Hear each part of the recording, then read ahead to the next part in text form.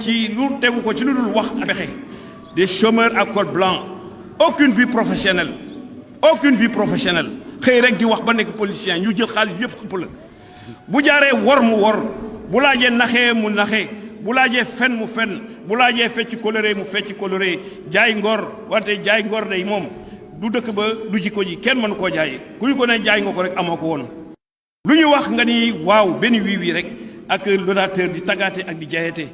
ñu dajalee xaalisu réew mi fay la ci ay millions te ci wet gi kat xale yaa ngi nii amit diplôme du jeex ak ñi ko ñàkk l'emploi des jeunes moom woy la sax ci dëkk bi seen bàyyi retraité yi nekk yor leen ci néew doole lañ leen yore li ñu yor doyul continuer di leen yor ci pension yu néew xoolal retraité FNR yi 10 ans seen pension bougel fa mu nekk te charge yi di gën a bari ñu am njàqare ak xel mu daladi da ngay gis sax FNR benn service ñoo bokk lépp bokk école bu ñu génnee bokk ay diplôme bokk lépp bokk même situation ñu am ay traitement différent loolu fu mu taxaw te terewul nag ba ñu bañalee yokk loolu ñooñu nekk seen jàmm terewul ci wet gi ñu ut ay caisse noire caisse bleue la xawma caisse de solidarité caisse verte caisse d'avance fonds politique caisse sociale caisse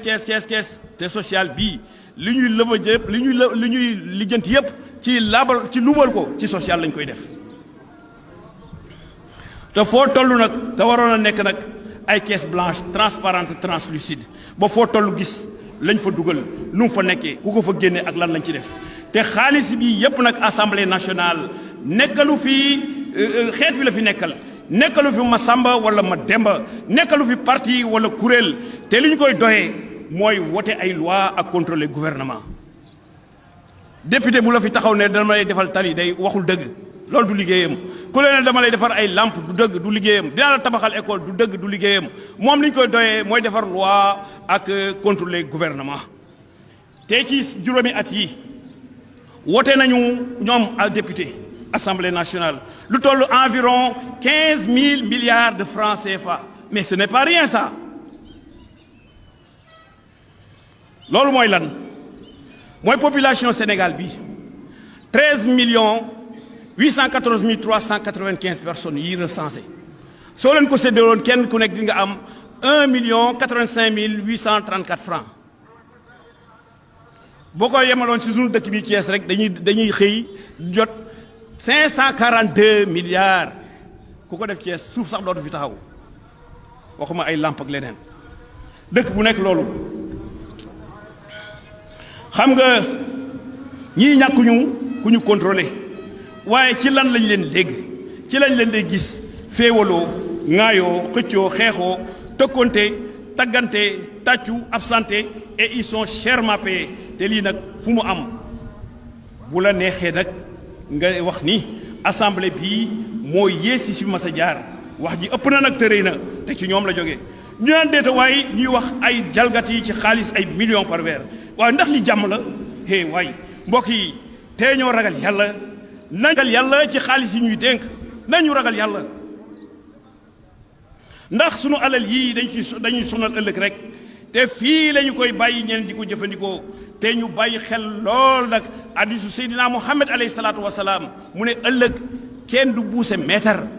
te li nga am fàgg woon waxoo foo ko jëlee ak loo ci def meetar laa wax te kat organe de contrôle yi ñu créé bind nañu ba tas nag waaye dara assemblée nationale ay député ñoo fay nekk te seen mandat di jeex ci fan yu néew ñu war a soobu ci ay élection te mu laaj jàmm ndax du jamonoy xeexoo du jamonoy xuloo du jamonoy saagante jamonoy bés la boo xam ne bii du jamonoy joxe xaalis ci bureau de vote yi ku ko ci def di nga indil nit ci problème di jane bés jënd ay voix ku ko ci def boo ay amee yaay ku ko indi te du jàmm ku ñu jox nag jëlal te def li nga gëm li yéeme nag mooy ci élection lañ jëm 47 listes lii moom du dara lu du désordre ak instabilité te day indi féewaloo ak ñàkk jàmm ci am réew ñàkk organisation rek moo ko waral xam nga li jëmewul am réew fenn nag waaye réew ak li koy doxal